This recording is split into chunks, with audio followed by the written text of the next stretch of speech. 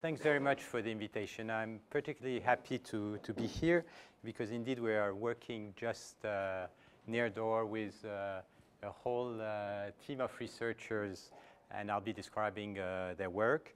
But I'm happy because it may be the occasion of fostering a collaboration, and you'll see why there are large opportunities. So I'll be speaking about data processing and physics, but not in a classical way, in the sense that data here is not going to be seen as a way to validate models, the way, for example, it could be done in CERN when you are looking for the Higgs particle, or if you are trying to detect quantum gravity waves. Here the idea will be to see in what sense data can help to build models, build physical models in a sense that I'll try to specify. So let me first begin by trying to define what is the problem of learning in high dimension. So the typical situation that I'll be illustrating with images is you have a vector x, which represents your system. So for example, here, an image with typically a million points. So your vector x belongs to a very large dimensional space of dimension here 1 million. And in the case of classification, what you want to do is associate to an image a label. For example, these are anchors, Joshua trees, beavers, and so on. In other words, what you want to do is to approximate a function f of x of your data. You can think of this function f of x almost as a functional, because really x is itself a function. And you can immediately see the huge difficulty is that you have a considerable variability within each class, and you need to find what are the invariants, in some sense, which specify these anchors as opposed to the beavers, and so on. In other words, you essentially need to find the symmetries of the problem in order to specify this function f of x. Now, as you can see, the problem is not very far fundamentally from physics, in the sense that really physics has up till now been really the science of high dimensionality. Our goal here is to build a low-dimensional approximation. Low-dimensional because, as you'll see, you have little data, therefore little potential parameters to specify. But you don't know what are these parameters. So basically, the problem will be try to find the underlying models, given potentially some known symmetries about the problem, but some symmetries that you may need to learn from the data. So in that sense, it's very similar from physics. And as you'll see, there is a lot of common mathematics between these two problems. So and obviously, one elementary question is, can you do it? Can this work? If you look at electric fish, you very quickly realize that you can do it. What are electric fish doing? They are sending electromagnetic waves, and out of the perturbation of the electromagnetic field, they can sense their environment, and they know how to move within very dark waters. Now, this problem can be specified with Maxwell equation. You have basically an electric tomography problem. You can try to solve the inverse problems, and many people try to do so, and you do much worse than the fish.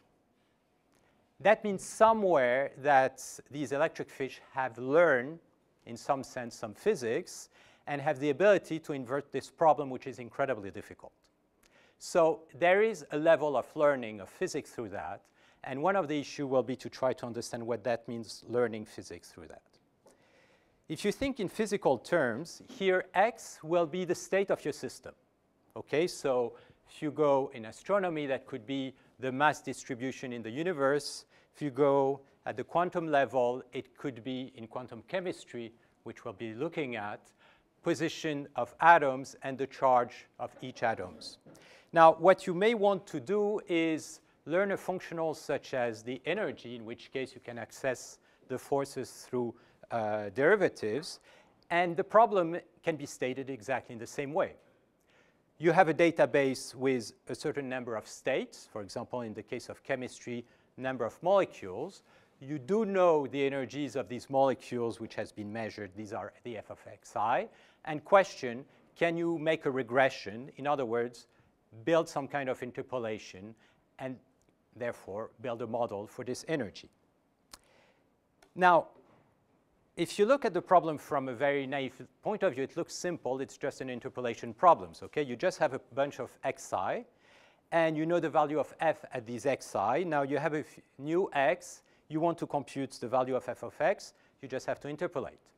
Now, how do you interpolate? You look at the neighbors, and if your function is regular, you compute the interpolation for the neighbors. Okay, this will never work. So why is this never going to work? Because of high dimensionality. Think of, let's say, a box, 0, 1 in dimension d. If you want to sample this box at a distance epsilon, then the number of points you need is epsilon to the minus d. Now think that you sample your box, let's say, at a distance 1 over 10, which is not very small. Suppose you are in dimension 100, then you get 10 to the power 100, which I think is basically larger than the number of atoms in the universe. And we're not going to be in dimension 100, we'll rather be in dimension 1 million. So you have very few points. The points are like the stars in the sky. They are completely isolated, and you never have a close neighbor. And you can see immediately when you look at images. If you have any two images, they are not close relatively to a Euclidean distance. In fact, these two images, if you subtract and compute the Euclidean distance, they are not any closer than these two or anything. So the problem is that there is no close neighbors, and you need to find underlying regularities. OK, so how do people attack that kind of problem in learning? The basic idea, which is a classic idea, is to try to linearize the problem. So how do you linearize the problem? Basically, you do a change of variable. To x, you associate a phi of x. So phi of x is going to be some function phi k of x, which are the different new coordinates of this phi of x. And what you hope is to be able to approximate f as a linear combination of these new variables. In other words, linearize f. Okay? Now, what does that mean to linearize f? That means in particular that if f doesn't move, doesn't change, this inner product shouldn't change. In other words, phi of x has to be orthogonal to the hyperplane W. In other words, what you are hoping is to take your data, which is basically a mess, and send it through this nonlinear functional in a space where everything is going to be orthogonal. The level sets of your function are going to be orthogonal to a certain direction, which basically means that you've been linearizing the symmetries of f. Now, this kind of problem obviously is not new. That's what you are doing in differential geometry. For example, if you take a nonlinear PD and you linearize it. The only thing is that here we are going to be in very high dimensions, and many problems are going to come because of that. However, you'll see that basically the same ideas will come in. To do that kind of thing, you need to increase the dimension of your space, create fiber bundles which are related to the symmetry groups of your problem, and you'll see exactly the same kind of ideas going on. OK, now, what has been going on? Essentially, this kind of problem was not working. Nothing was essentially working until the beginning of the 2000s. For the last 5 years, there has been very, very spectacular results around that. 5 years ago, I couldn't imagine that there would be a system being able to recognize faces better than the human system, and now they are. I couldn't imagine, and everybody were foreseeing that within several tens of years, that there would be automatic car with cameras able to detect people moving, all kinds of obstacles, and now there are such cars which are going in the street. You have many, many applications all over. Now, one of the techniques which have really changed the fields are neural networks. Now, it's surprising because neural networks are not new. Neural networks have been around for many, many years, essentially since the 50s. What has essentially changed is that these kind of things began to work and work very well when there was enough data and enough computational resources. And there is very nice work that has been done by Lequin and Hinton around these ideas. So what is a neural network doing? Basically, it takes your x and first makes a linear, applies a linear operator. Think as a linear convolution. okay? So any coefficient here will be linearly transformed from x, and then you apply a simple nonlinearity. Let's say, for example, an absolute value, an arctangent. So a pointwise nonlinearity. And that kind of thing are seen as a very simple model for a neuron. And then you continue. So then you reapply a linear operator, and then you reapply a nonlinearity. And then you continue, and you build your new change of variable, your phi of x. Now, out of the phi of x, you're going to apply a linear classifier. What's the idea? The idea is that within this network, you have plenty of free parameters, which are these linear operators, L1, L2, and so on, which are big matrices. And typically, in such a network, you can have over 1 billion parameters. Now, how are you going to fix these parameters? You have the training data. You know that on the training data, if you put here xi, here you should get f of xi. And you optimize the parameter of the network from the constraint of the fact that for xi, the output should be f of xi. You do that basically with a gradient descent. Shouldn't converge. It does converge to something, and it converges to something which is quite remarkable. Now, when you look at that structure, there is structure into it. There are convolutions, so space is playing a particular role. There are underlying symmetries which are put within this system, and that's something that we'll look at. One of the important things is that, as I was saying, the results are really exceptional. Essentially, all the state-of-the-art of classification, recognition, and so on is now based on that. Whether it's for images, when you retrieve images on Google, that's the kind of system which works. When you get on Facebook similar faces and so on, that's the system which is working. Speech, when you use your iPhone or any speech recognition system, that's the way it works. Biodata classification, natural language, when you do Google Translate, that's the kind of thing which are behind. So it's absolutely everywhere, and it's spread in a very large dimension. Question, why does it work? All this is essentially experimental. A lot of experiments have done. It works. The question is, why does it work? OK, so that will be the goal of the talk. Try to understand why that works. See how it relates to key problems in physics, and in what sense, when applied to physical problem, it can build up some interesting models. So the first question that we'll be looking at is this issue of linearization of symmetries.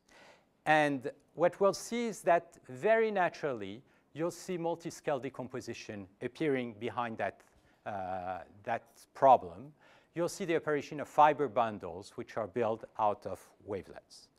We'll look at applications quickly for image and audio, but I'd like to look a little bit more about physical application. And one of the first applications we'll look at is statistical physics. We'll look at how you can look at a turbulent fluid, how you can look at an Ising model from that point of view. I'll finish on quantum physics, quantum chemistry, and I'd like to show how you can use that kind of models to learn quantum physics without any a priori knowledge on Schrödinger, and in some sense, learn some equivalent potential out of these things. So that will be the program. OK, so let me begin. You want to build a change of variable. OK, so one of the first property that you want is to make sure that indeed f of x can be represented through this change of variable. So the first thing we're going to impose is that the change of variable separates the data. In other words, if f of x and f of x prime are different, phi of x and phi of x prime should be different, which I'm going to impose here through a Lipschitz condition. And that Lipschitz condition guarantees me that f can be, through a change of variable, be expressed as a Lipschitz function. Now, Lipschitz function is very weak. If you suppose that your function is Lipschitz, you still have a curse of dimensionality. There is no way you can approximate it. You need much stronger conditions. OK, our goal, as I said, is to try to linearize f. So what I know is that f has a symmetry group. I can look at the invariants of f. In other words, I can look at the set of operators which preserve f, which is a symmetry group. And the fact that I can write f of x as a linear function of my new variable, what does that mean? That means that since f is not changed when I apply g, that means that phi in gx minus phi of x has to be orthogonal to w. Yes? When you're saying that you linearize, you're trying to find, you have this condition, f of g x equal to f of x. Is this on the training set? No, everywhere. I'm looking at the problem everywhere. I'm not speaking here of training set. I'm saying I have a function that I need to learn. This function has a symmetric group. I need, in a way or another, if I can indeed approximate to this function, to linearize this symmetric group, and hopefully to do it out of training data. But here I'm speaking of the symmetric group of the function. And what that says is that basically either phi is invariant, or the increment of phi when I apply an element of my symmetric group has to be orthogonal to w. What that says is that essentially what I would like is to linearize the symmetries in the sense that the variation of my change of variable has to be, if possible, in a linear space and a low-dimensional linear space. OK, so what is this symmetric group? What kind of prior information do we have on the symmetric group? Let's look at a simple problem like digit image classification. So if you take, in general, an object and you translate it, it's the same object. So that means that the function f of x is globally invariant to translation. Digits recognition is invariant to translation. Now, if you take a digit and you slightly deform it, it still stays the same digit. If you deform it too much, then it's not anymore the same digit. That means that your function is going to be locally invariant to diffeomorphism. It's going to be invariant to small diffeomorphism. And to see the importance of diffeomorphism on images, you can basically travel the whole Italian painting just on the diffeomorphism group. So the question of understanding the role of diffeomorphism and the representation of diffeomorphism is going to be completely key behind that problem.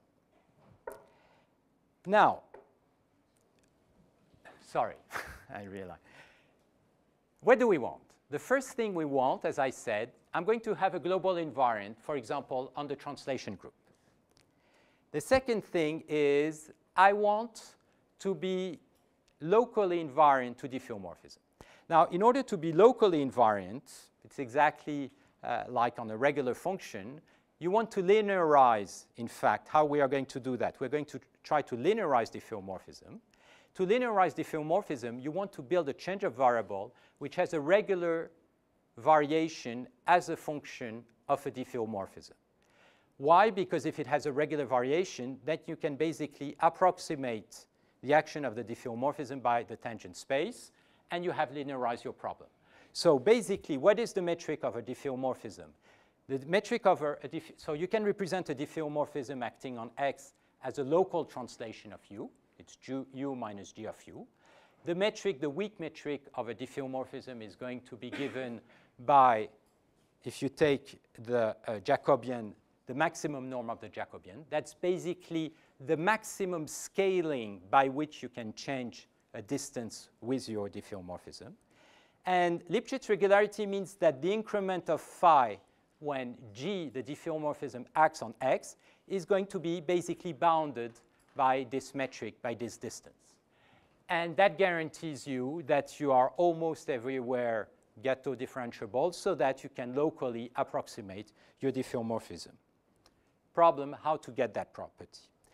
Obviously, one way is to say phi of x is equal to 0, you get it. But don't forget, we also want to discriminate points. So we also have this Lipschitz property, which tells us that the increment of f have to be always bounded by your phi that needs to separate. So these are the three properties that we want. And the difficulty will be the middle one. The two others are easy to get. What is really difficult is diffeomorphism. OK, so diffeomorphism. If you want an invariant on Fourier translation, the first thing you could think is take the Fourier transform, take the modulus. But as you know, this is unstable at high frequencies to diffeomorphism. if you slightly dilate your function, the high frequencies, ultraviolet in physical terms, are going to move away, and you are going to have an unstable problem. So to avoid this instability of sine wave, what you need is to localize the problem so that locally you are equivalent to a dilation. And that's what we're going to do with wavelets. So that's where scale separation comes in. Stability to diffeomorphism essentially implies scale separation. So scale separation, you do it with a wavelet, which is a small wave which is localized. You dilate your wavelet arbitrarily by a factor of 2. A wavelet in the Fourier domain essentially looks like a bandpass filter. Its energy is concentrated on the frequency. Think of a wavelet as a musical note which moves on the log frequency scale. So wavelet transform, we are basically going to explode the function x into multiscale. So multiscale separation with the wavelets plus the averaging. I have no orthogonal basis. These are standard convolution. And basically, you can easily design your wavelets so that you preserve the norm. OK. Let me show you an example on a sound. This is a sound. This is the time. And this is now the log frequency or the scale of the wavelet. And you see appearing here the harmonics and so on. Now, the way I would like you to see that is as a fiber bundle. You see here time. And suddenly, we develop a new axis. And this new axis is going to be related to a particular symmetric group we are interested in. OK? Now, that's the wavelet transform along lines. And now, we want to build invariants.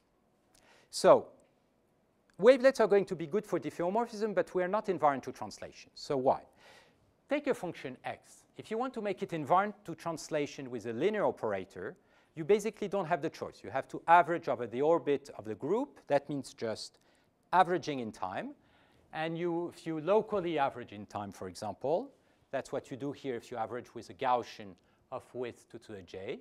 What you are going to get is a regular function, so it's locally invariant to translation. Good. Now, what if you want to make it globally invariant to translation? Then what you need to do is completely average, and that's what you get. And that's the problem of invariant. Potentially, you are very afraid of losing information. Now, if you are linear, that's the only thing that you can do. Obviously, if you allow yourself to build nonlinear invariants, you can considerably enrich the set of invariants. And what I'm going to show is how you very naturally arrive to a deep network structure by following that path. OK, what's the information which is lost? The information which is lost are the high frequencies. OK, and the high frequencies, I can recover them with wavelets. I had the average. I'm now going to extract the variation of the function at different scales. And I'm going to get curves, something like that. My wavelet is going to be essentially a complex wave. So think of a Gabor function, a Gaussian modulated by a complex exponential. So you have a real and imaginary part. Suppose I do like the Fourier transform. I kill the phase. The phase is locally associated to translation. You kill the phase, you get the envelope. So you have the modulus of the wavelet transform. Slightly more regular, but not really very regular. So if x translates, the envelope is going to translate. So you're still not invariant. If you want to be invariant, you need really to average. You are going to get the red curve. Now you can be as invariant as you want, and you have built a whole new family of invariants. This is what scale separation will do for you. But you've lost again information. You've lost information due to this averaging. Where is this information? This information is in the variation of the black curve, which is the envelope. How do you get the variation of the black curve? You compute the high frequencies of the black curve, which amounts to project it against on wavelets. And what I'm going to show you is that these are scale interaction terms. We are not just going to separate scale. We are going to compute interactions between scales. So on an example, x of t is your black curve. You make a convolution with wavelets. So you project on your little wavelet that you translate all over. If your function has singularities, the wavelets is going to have a high amplitude in the neighborhood of the singularities. OK? But you don't know what is the distribution of singularities. How are you going to get an information about that? You are going to send a new wave over your singularities. In other words, you are going to have a second level of interaction or through this second order wavelets. And you are going to build an invariant by integrating. And what I'm going to show is that these invariants are very powerful to describe physical properties. So if you look at it that way, first thing that you did is you developed your wavelet transform with your frequency axis like this. Second thing, you've been averaging in time to get a time invariant, so you've lost completely the variation. To compensate for this loss of variation, you've looked within each line, you've been doing a new convolution with a wavelet, lambda 2, so you have a new axis, lambda 2 here. And you are building progressively higher and higher dimensional fibers or fiber space. Now, one comment. Here I do a convolution horizontally. So I don't induce any connections between my fibers. I don't induce any connection with my fibers because I'm just dealing here with the translation group. The day you are going to deal with other groups, you are going to have connections across fibers, and you are going to get different type of convolutions. But here we are for now. And if you average, you get that, and you can continue that way. So basically, let me show you an example. This is a sound, so you're going to hear the sound, an attack, tremolo, and a vibrato. The wavelet transform, because you average it in time, you completely erase the specific structure of these 4 notes, and they look the same. If you look at the second order coefficient, that was because of the invariants. You see appearing the fact that it was a very smooth attack, very low frequency, very sharp attack, you have a much sharper frequency, the tremolo and the vibrato structure. That appears through these second order terms. Okay, so what did we do? And I'm going to call that a scattering transform because basically I'm taking here my x and I explode it through interaction with wavelet, a little bit like a collider. Boom, I'm going to explode it. So that's the whole series of wavelet interactions, first order, and I get my invariants. Then I build a new invariant by averaging, and I get the compensation with all the convolution with wavelets. So you have much more. Each time you take and you explode it. You get your new invariant, and you have the whole series of new layers.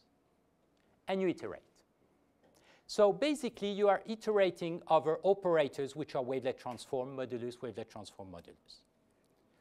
One first result that you can prove is that the energy of the last layer is going to converge to 0. You are going to have a nonlinear shift towards low frequencies, and the whole energy is going to get out of the network. And there is a very nice result by Irene Wolfsberger, which shows that, in fact, the convergence is exponential.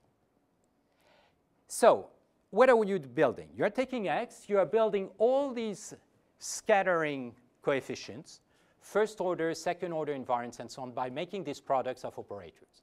Each of the operator preserves the norm. Now, the modulus is a contractive operator. Absolute value of A minus absolute value of B, if you take the absolute value, smaller than absolute value of A minus B. Basically, absolute value, you kill the phase, you bring coefficient closer. So your operators are contracting. So because you are cascading contractive operator, it's obvious that you are going to have a contractive operator. Second thing, because the last layer converges to 0, all the energy gets out of the network, you have completely transferred the energy of your function into invariants of equivalent energy. Last and most important properties, what you can prove is that the commutator of the wavelet operator with all diffeomorphism are bounded by the metric of the diffeomorphism. And that's why we use wavelets. And as consequence, the operator is Lipschitz continuous to diffeomorphism. In other words, if you slightly deform your function, that's going to come out as a linear function within your scattering space. Now, once you have that, immediately there are applications out of that. To show applications, let me do the same thing in 2D, sorry. So in 2 dimensions, it's essentially the same thing. In 2 dimensions, you have a function psi where t now is a two-dimensional variable. It's, let's say, a Gabor function, Gaussian modulated by a complex exponential. In 2 dimensions, you are going to dilate. This is the real part, imaginary part. So that's the wavelets, which are progressively smaller.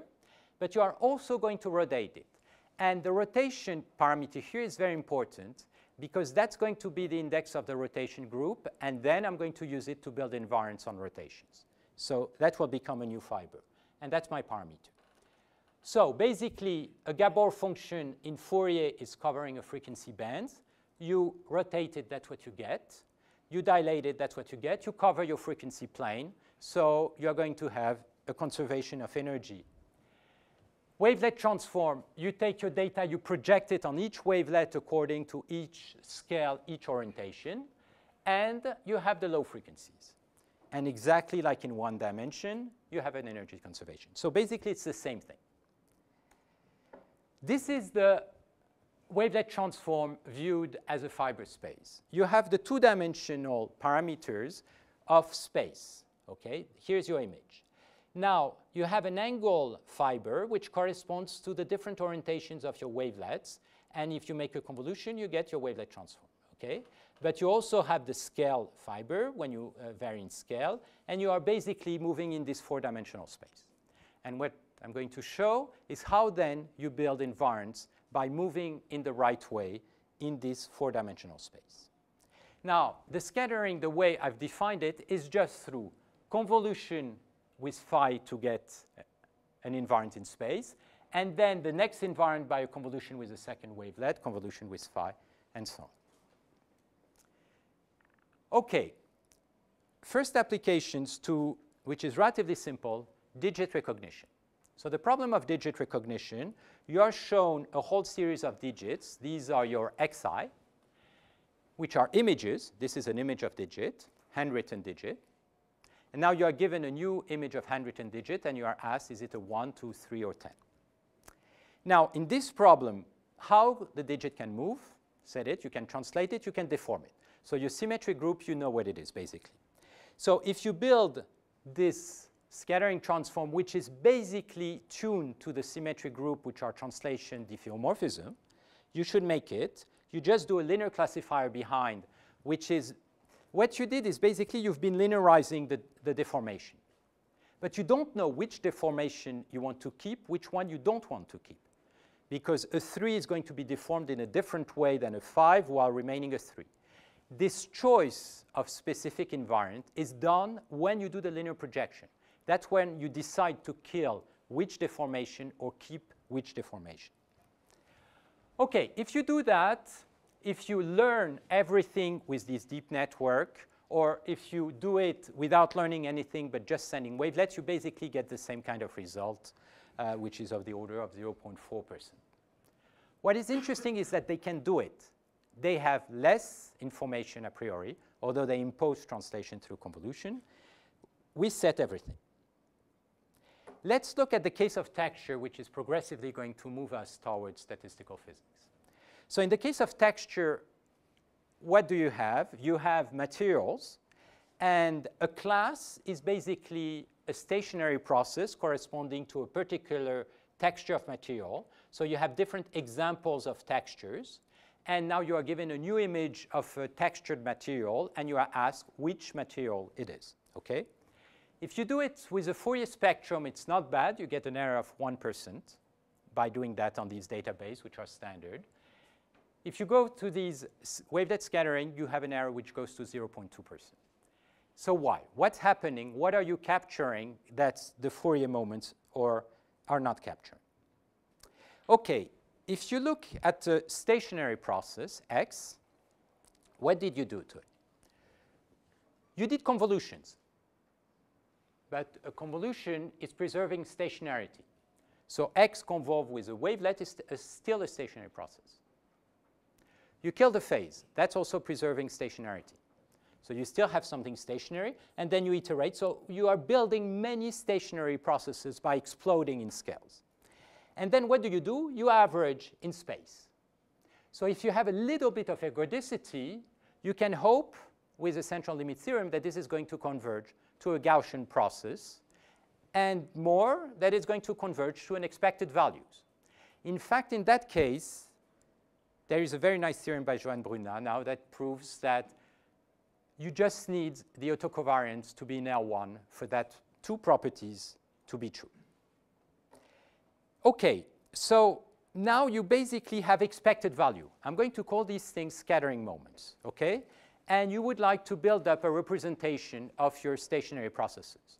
So we are in a completely standard case. We have expected values of a whole series of nonlinear function of x, and we want to build an approximation of the probability distribution p of x. So then the immediate response from statistical physics is to say, OK, let's apply the Boltzmann approach, which consists in saying I have a certain number of constraints on my probability distribution p of x, which are given by the expected values. And let me suppose that I find the p which has a maximum entropy. Therefore, the p of x is going to be written as a Gibbs energy, which is a linear function of the constraint, the function u, which are just these series of wavelet convolutions and so on. OK, so you can do that. Now, the problem is you need to compute the Lagrange multiplier, which are very heavy, difficult to compute. In this case, what you can prove is that this distribution is weakly going to converge to a Gaussian distribution in the scattering space. And the reason is because these scattering vectors are converging to Gaussian distributions. So basically, we are going to approximate all the processes you are going to see with Gaussian processes within this change of variable space, which is this scattering space. If you want to think of that, this is a multiscale Hamiltonian, because within this vector, you have all the first scale of wavelets, which are separating scale, then all the interaction scales and third order, and so on. Here, I'm going to show you example just with two orders of moment, moment of order 1, moment of order 2. I'm going to compare on textures what you get with a Gaussian model. So a Gaussian model is you impose all the second order moments. Since you know that it's stationary and you have n square coefficient, you have n square second order moments, or power spectrum. And it works very well for this case. And here you just impose log n of n squared coefficient, much less moments. Now, that's what you get if you begin to have some geometry. At the top, you have a realization of your process. That's the Gaussian model, OK? And that's what you get. Why do you capture geometry? Because you get all the interaction across angles, again, across scales. This is rocks. So here, we are getting a bit closer at the geological scale to turbulence. And that's the Gaussian model of the rock, exactly the same second order moments than this. And that's what you get with these log n square moments. The case of a sparse process, and that's 2D turbulence. And what you see in the middle is basically the Kolmogorov model of turbulence. Okay? It's the Gaussian model, which has exactly the same second order moment. And obviously, you can see that it loses all the structure. And out of this first and second order with scale separation, scale interaction, you get realizations which are much closer to what you can, what looks like a turbulence. Now, why? Also, because turbulence, if you think in Euler equations, so without the diffusion, it's essentially deformation which acts. You are stable here to deformation, which Fourier is not. And you have the invariants to translation. These are stationary processes. So Florent Kratzkala got us software to do Ising. So that's an example on Ising. And here you have the temperature, which basically decreased. That's the parameter. So as you know, Ising has a Hamiltonian, which is a bilinear function of the site values, which are the spins, which can either be equal to 1 or to -1. And as beta increases, you get a phase transitions, and you begin to have structures which appears. So the question is, can you model that with that kind of processes? Now, Ising is a binary process, but we're going to completely ignore that. We consider Ising as an x having values in R. You just compute first-order terms, second-order terms, And that's the typical realization that we get out of a Gaussian process in this scattering space. And you can see the strange thing, and there is no proof, is that it's almost binary in these at least fine scales. And here we had problems of convergence because these are very nonlinear, so you have to sample. But that's what we get. Not exactly equal because you see it's not binary. However, if you take the quantification, you can see you capture some elements which are very close to these geometries. And you capture these geometries from this coefficient. Think again, these coefficients are basically like L1 norms because these are integral of absolute values. And out of this bunch of L1 norms, you capture your geometry. I would like now to show you the same thing on sounds. Okay, I'm going to show, this is a random process, okay? View it as a texture. This is a Gaussian paper. And that's what you get with a scattering transform. It's a cocktail party, Gaussian cocktail party. Not very interesting. Obviously, you don't have the words, but you have the intermittency that is provided. Violin. And now I'm going to go to Gaussian scattering. Horrible. And that's horrible, and you can see you are losing a lot of the symmetry property, the geometry of the problem. And that's where you need to go beyond what you've been doing.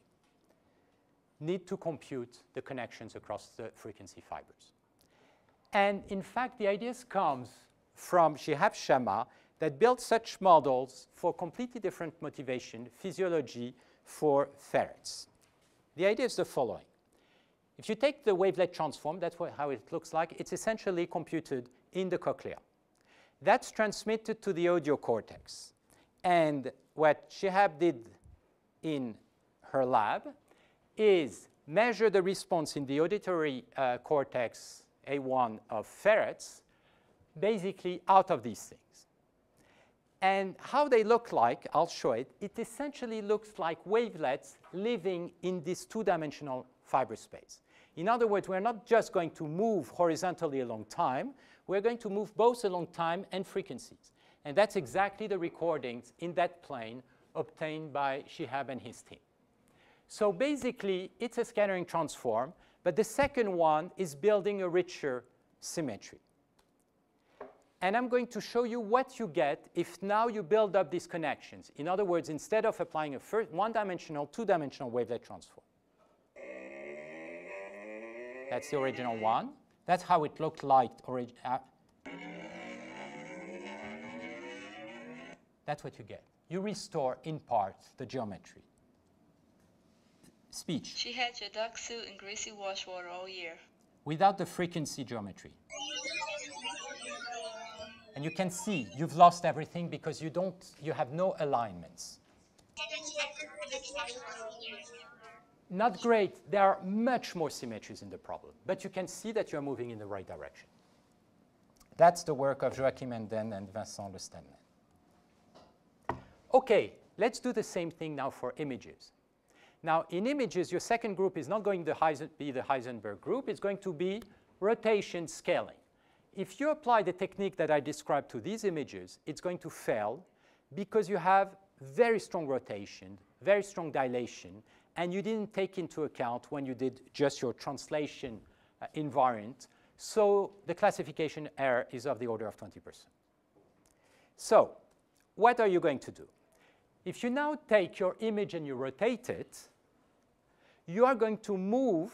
You can look at the orbit of the group within your fiber space. Okay? You are going to move in this fiber space. And in order to build an invariant, what do you want to do? You want to follow the orbit. In other words, you want to filter, average, or compute a wavelet transform along the orbit.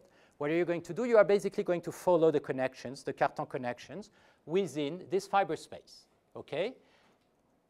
So averaging along the flow, and same thing, you are going to compute wavelet transform, but this time on the group which is induced by your rotation. So basically, you have a first wavelet transform which lives. Here I'm just going to look at it as a function of space and angle. If you rotate your function and translate it, you are going to have a translation along angles, but also rotation of the parameter. You have a flow in your space. What do you need to do? You need to make a convolution which is covariant to this flow. And you do that by making a convolution with wavelet which lives along this flow. And you iterate, and the classification error goes to 0.6%. It completely dramatically goes down because you've taken into account the proper symmetries of the problem. OK, now let me go to quantum chemistry.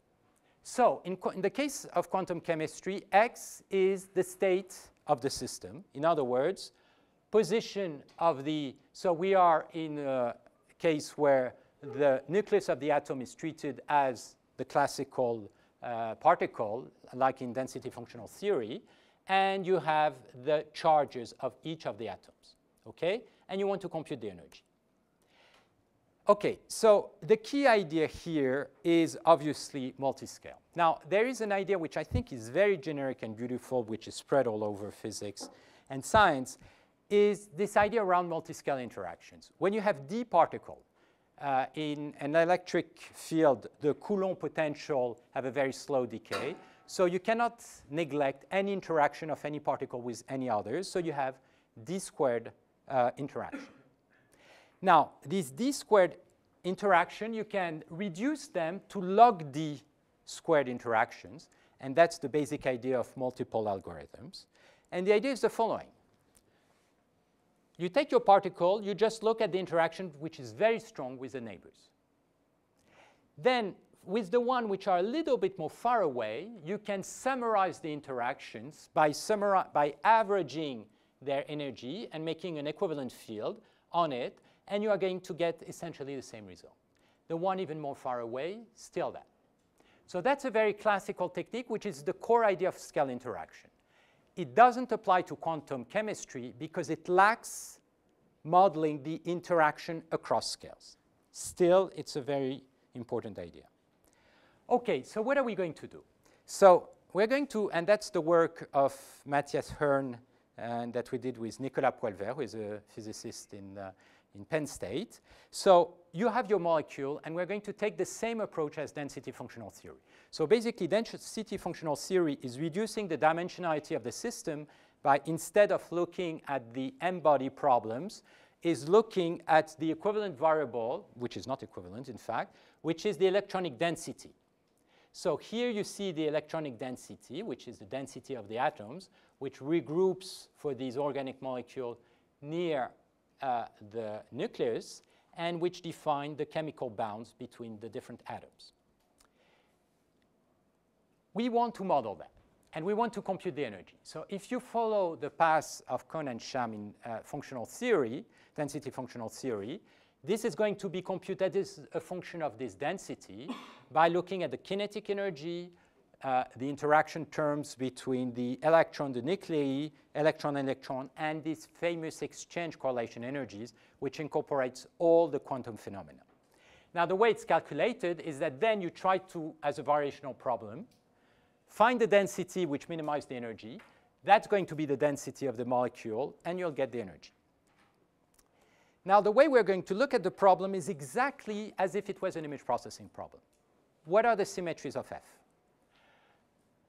F, if you take your molecule, you translate it, the energy doesn't change. It's invariant by translation. Invariant by rotation. You slightly deform the molecule, the energy is going to slightly deform. You have the same invariance as an image. So we're going to do the same thing. The only thing is we need to feed an image. So what is going to be the image? Density functional theory is feeding in the system the density of the electrons. We are going to feed a density of electrons, but not of the real molecule, because that would require to know all the interactions. We are going to suppose that the atoms don't interact. So you have the density of each of the atoms individually. And we are going to learn the interaction term. OK? So how are we going to learn the interaction term? We are going to make a change of variable. The change of variable should be invariant to rotation, translation, essentially all isometry, and should be stable to deformation. So first idea that people tried, Fourier transform, invariant to translation, rotation. Yes? Because you could have different potentials that would give you different energies. Yeah. So how are you going to put the, I mean, to extract the real potential? You're going to see. Next slide. You don't have the potential for now. The idea is that we're going in directly to regress the potential. And I'm going to see how, to show how. OK, that's where, in fact, it's there. What you're going to do is you're going to take your function f. You're going to make a regression of your function f out of few of these variables. In fact, we're going to do a sparse regression. So we are going to learn a set of coefficients which are exactly the equivalent potentials within this change of basis, which regress so that for each xi, I have a good approximation of my energy. So I'm going to... The only thing, I have two levels of information. I have the symmetries that I put within my change of variable. And now the potential, it is there. These are the WK. Because what I impose is that for xi, this should be equal to f of xi. So I'm computing the WK. That's the data. I'm going to use a database of chemistry database with 4,000 planar molecules that was used for that kind of thing, where I have the molecule's geometry, and I know the energy of each of the molecules. So I have my xi, and I have the f of xi. And now I'm going to do the regression. And I'm going to do the regression on a minimum number possible of terms. And that's what you get. So if you do, so basically DFT has an error between 1 and 2 kilocalorie per mole on that kind of regime. If you use a Fourier regression, you get an error of the order of 16 kilocalorie per mole, so you are much too big. If you just use wavelets, you are basically of the same order, and you can show that there is some math you can do on that on the relative properties of the two. If you use the scale interaction terms, in other words, if you use the second order scattering coefficient, you go to 1.8 kilocalorie per mole. In fact, we now are getting to 1.4, 1.2. Basically, you are getting very close. And what that shows is that a lot is carried by these second order interaction terms. There is a lot of very interesting things. What are they carrying? In what sense this is close to the physics? In what sense, for example, is that close to the van der Waals forces that appear in these things and so on? All these are not understood. I'd like just to finish by giving you a little bit more global view of what are we doing. What we're basically doing is that we have a symmetry group which is totally unknown. And what we're doing is building progressively a skeleton approximation of this symmetry group. What do I mean by a skeleton? I began with translation, Rn, okay? In 1 or 2D, n is equal to 1 or d. These are a very low dimensional group, 1 dimension, 2 dimension. Then I've incorporated the semi-product with rotations, very small dimensional group. Don't forget that we are in dimension 1 million or more. So I'm making a product of very small dimensional symmetries, and the idea is that we'll be able to continue. So you get a kind of very low dimensional skeleton, but on this skeleton you put the flesh. And what is the flesh? The flesh is the diffeomorphism group associated to all these groups. And the diffeomorphism group, you linearize it. And once you've linearized it, you can project. You increase your dimension, you can project, and you learn based on this diffeomorphism group. So what does it mean in that context? It means each time you build up your fibers, learning the group is about learning the connections. In fact, the way you do it in this deep net, you learn filters, and the filters are exactly or very similar to connection coefficients within a fiber space. There is something interesting when you look at these groups. If you look at the low level, we are basically in the world of physics, and these are Lie groups, translation, rotations, and such. When you begin to go to high levels, you arrive, for example, to things which are close to object chemistry. And the groups, the symmetries, are not anymore Lie groups, but are finite groups. And these finite groups are incredibly complex. Think, this is the group of chairs. If you want to recognize chairs from tables, then one of your orbit is going to be an orbit of all possible chairs of different style, very different patterns, that you cannot go from one to the other with a diffeomorphism. And you need to build an invariant. So you need to learn these discrete groups, and that's what learning is about. Learning will be about to understand these discrete groups. And the remarkable thing is that this deep convolution network seems to be able to do it. They seem to be able to learn these discrete groups, at least given the level of precision that they are getting. Okay, so I'm going to finish. What I wanted to say is that I believe that this whole field is giving a kind of new perspective for physics on what it means to build models. And for me, it's very important to do the connection because it's also the occasion to much better understand these tools. Because you see, when you work with images recognizing dog versus cats, you have no idea what is the underlying functional. In the case of physics, you do know that the functional, for example, is derived from the Schrödinger equations. So you can make the correspondence. And there, I believe there is very beautiful mathematics to do. There is a close link with particle physics in the sense that you have the same approach about developing your symmetries. You have these wavelets, which are very similar to coherent states. I spoke about scattering because that was coming out of discussion with physicists doing plasma physics, which was seeing the link with Feynman path. Don't know. Right now, there is really no well-established connection, but it smells like there are connections. I think there is a very beautiful question here to understand. Is there a correspondence or is that superficial? I believe it's not superficial. I believe it's not superficial because the problem is the same problem, which is finding symmetries out of exactly the same groups that are coming out in particle physics. We see a very close connection with, I was saying, statistical physics because you are encountering essentially the same kind of phenomena. What is in the world, you see it with your eyes, and you have the same kind of idea. Build up multiscale Hamiltonian, you have all these approach of renormalization groups related to Ising. Here, there is something a little bit more generic, whether it can really be made more rigorous, that's the question. But you have approaches where for each case you don't have to build up the Hamiltonian. The Hamiltonian is basically parametrized out of this change of variable that these systems offer. There are many open questions. Time evolution. So that we are beginning to look at. Time is completely lacking in all what I've described. Deep network now work on time. They have recurrent systems with very interesting property that they build up to, in particular for speech long-term, but also for natural language. And so there are many open questions. I'm supposed to finish a review paper soon, so anybody interested? Thanks very much.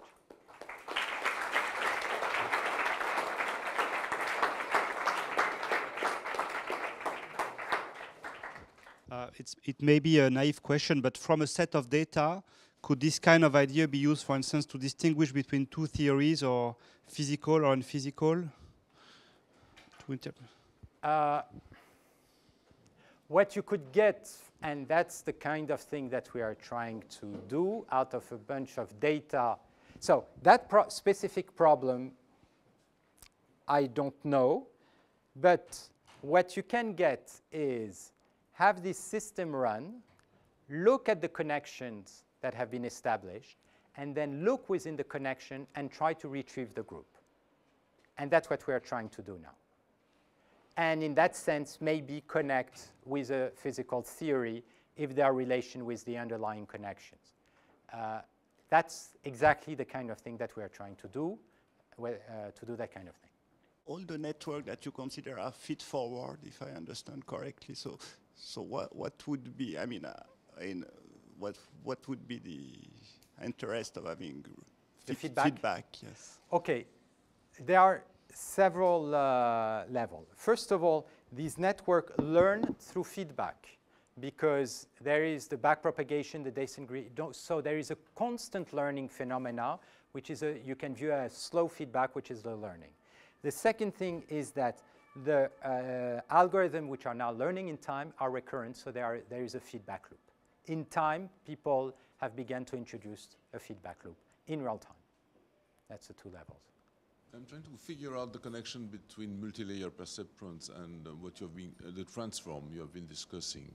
So is it the case that when the signal is going down through different layers, the transforms you mentioned are applied at different layers?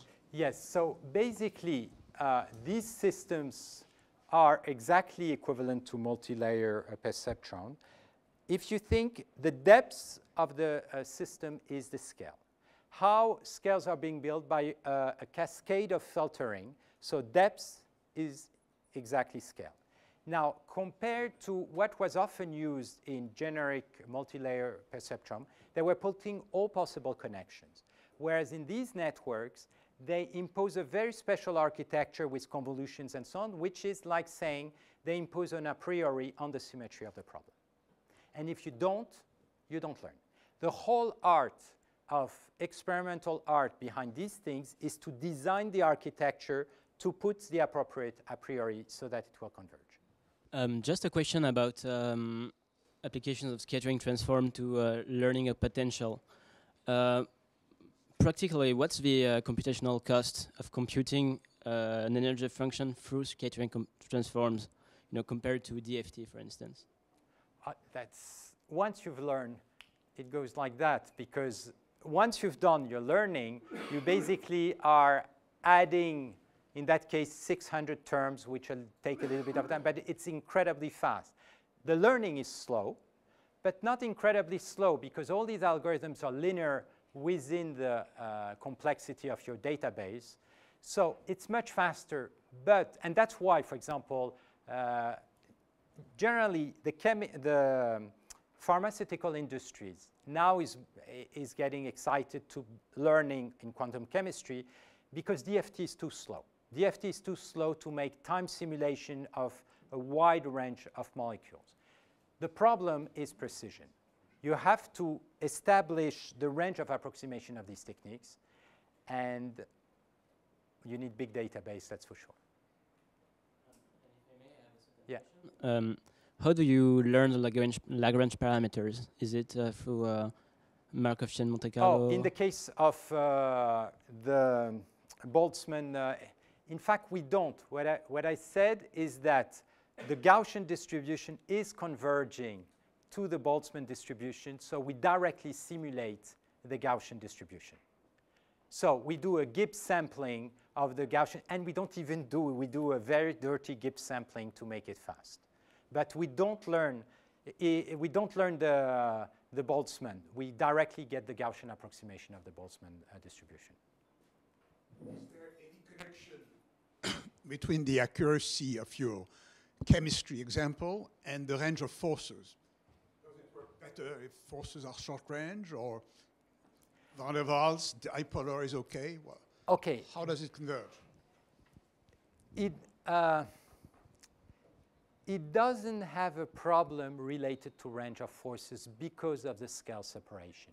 The number of terms, you see, is, if you think of the frequency axis, is a logarithm of the frequency axis. So you can deal with very long range, and that's the principle of scale separation techniques.